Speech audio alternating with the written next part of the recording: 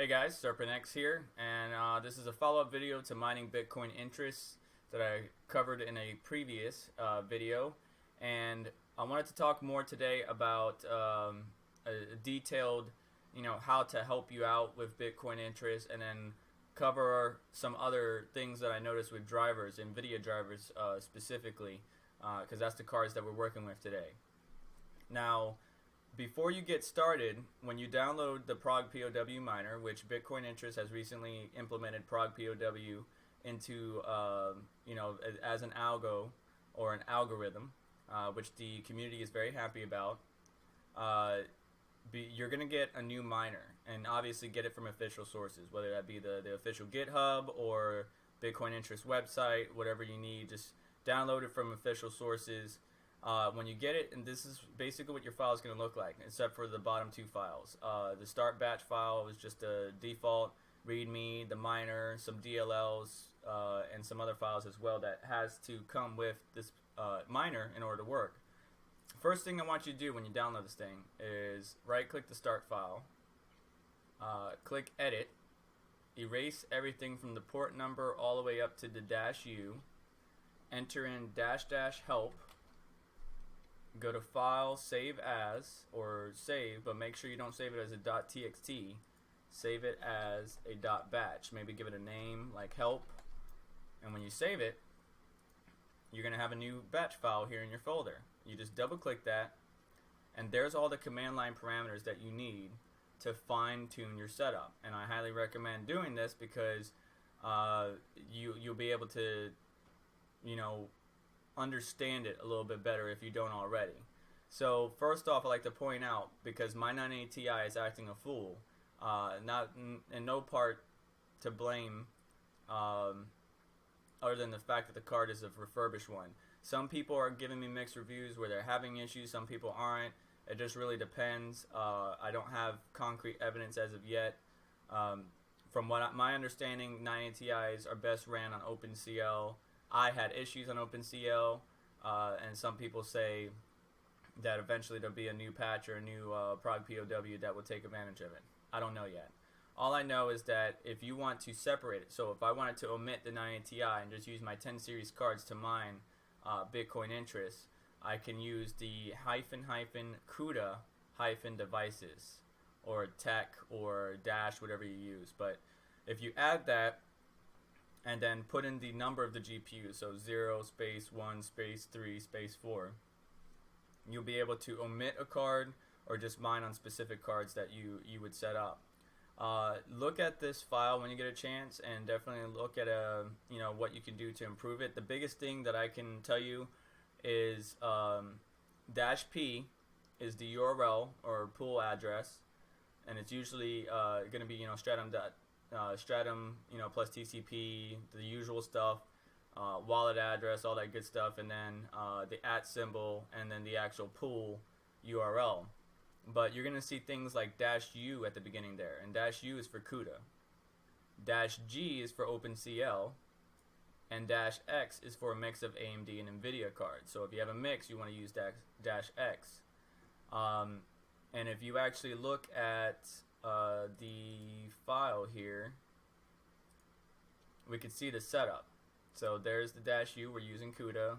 This is telling me that this is the URL or server address, which combines everything into one. So this is the wallet address, the @ symbol, and then the server URL plus the port number. For Supernova or pools that require a username and a worker name and a password, you would just simply replace the wallet address with your username, period, worker name, colon, password. And then you'll save that file, launch it, and then you'll be able to go through the normal startup sequence and then start mining Bitcoin interest. But for fine-tuning, the best thing that I can say is that for fine-tuning, you really won't know until you just do it.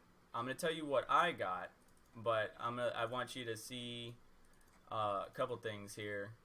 So first off, when I started off, I was on an older driver, and for some reason on the older driver, not the 399.24 that you see up here on the left, but On the older driver, plus 75 was the highest core that I could get on the 1080 Ti for some reason.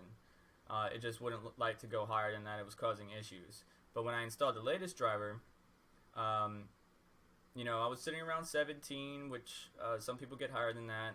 You know, high 17s, high 16s, low 17s. But with the new driver, I was able to bump it up.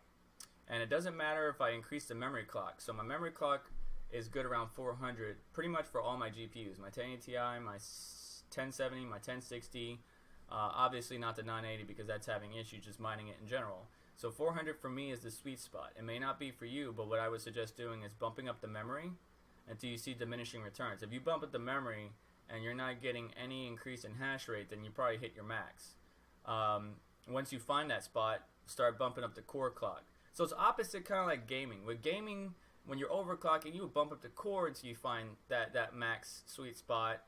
And then once you find that, you would use the memory or bump up the memory. For ProgPOW, for me, this is just the way I do it. I bump up the memory until I find that sweet spot, and then I bump up the core. So ProgPOW really shines when you increase the core. So I just went from, I think 75 to 120. I wasn't paying attention. Yeah, 75 to 120. And I got up to around 19, 20 mega hashes. But when I go to like 140 or higher, 150, I'm not getting any increase. I'm seeing diminishing returns. But then looking at it, when I back it down to like 125, that was the point of diminishing returns. As you can see, I went up all the way up to 450, 500 on the memory, and I wasn't seeing any increase in hash rate. I was still sitting around the high 19s, high 20s. So I left it at that. On the 399.24 driver, which is very important, 100 on the core for the 1080 Ti, 400 on the memory. I don't have the numbers for the 1070 and 1060, but if you want, check the description below. I'll try to see if I can put that in there. The next thing was driver optimizations, and I'm about to go into it here. So keep that in mind. 100 on the core, 400 on the memory for the Nvidia driver 399.24. When I installed the latest driver for RTX, there was a completely different story. For one, for some reason, I had to bump up the core clock. So sitting at 100 was getting me the normal 17 that I was seeing before, the high 17s. I had to bump up to 125 to get back to the high 19s, low 20s in my hash rate. Going up to 140 did nothing. Memory clock's still the same, still at 400. I bumped it up to 140, did nothing. I bumped it back down to 100, and boom, it goes right back down to high 16s, low 17s. So the driver install basically changed my overclock. Not changed my overclock, but the overclock I had doesn't work the same way. Now, if you're an expert and you know why that is, leave it in the comments below. All I can tell you is that when you're mining Bitcoin interest and you update a driver, you might want to check where you're at before you update the driver, like what your core, your memory, your TDP is set at, how much watts you're pulling with hardware info. And then when you update the driver, check that, because you might not be at the same point. You might have to increase the core clock a little bit more, or drop down the TDP a little bit more, or maybe you get some more memory headroom. I don't know, because each system, one, is different. Each hardware, you know, I mean, I got two 1070 Zotacs that are the exact same model, but they're made from two different manufacturers. One overclocks better than the other. So every system is different, and so you got to fine tune it. I can't tell you this driver's the best or this video's the card's the best, and a lot of people are looking for those answers, but we can't really definitively say that this is the best. So with this in mind, I want to show you some awesome hardware. Sorry, Kyle and Paul. Well, Kyle, yeah. Anyways, awesome miner. I wanted to show you some results. So on 399.24, using the same awesome miner, GPU Z, all that stuff, at the normal clocks that I normally sit at when I mine using awesome miner, 75 on the core, 400 on the memory. These are the results that I got. And pause the screen if you need to, because I'm going to fly through this. So here are the top portion of algorithms and benchmarks. The ones on the right is 399.24. The ones on the left is an older driver, and I think it's 384 something. So there are my numbers. compare and contrast. They're within our error of margin. There was some improvement switching from the old driver to 399, but then some algorithms suffered. And this is the point that I'm trying to get to. Here's the bottom half of the algorithm. Pause it if you need to again. And with that in mind, what I'm going to show you right now is that switching to the 411.63, again, I had to bump up the core clock. So normally on 311.24, I was at 75 on the core, 400 on the memory. With the new driver that was meant for RTX but also works for other cards, I had to bump up to 100 core, 400 on the memory. And here's the results that I got. And even though it's within error of margin, there are some numbers that drop. Bit core dropped from 25.6 to 23.8. I mean, not a big drop. C11 dropped from 23.4 to 21.5. You know, Equihash went from 697 to 680. You know, let's see here. I'm trying to run through this. Cakex 1.38 to 1.22. All right, let's go to the back side.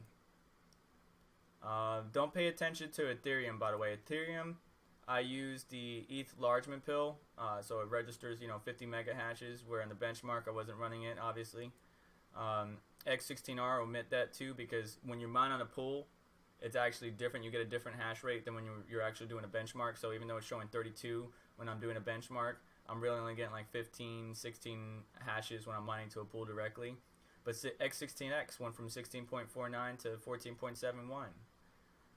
Skunk Hash went from 53.4 to 49.38. So look at the data. Pause the video if you need to. What I'm saying is when you install your driver, you know, it's going to impact in a couple of different ways. It might even impact gaming. I don't use NiceHash, but here are the numbers for NiceHash. Before upgrading to 411.63, and then after. And then I'm going to try to get the bottom half for you. There's the bottom half, 399.24, 411.63. And sorry for the blurriness. But pause the screen, go back, whatever you need to. Those are the numbers. Again, within error of margin.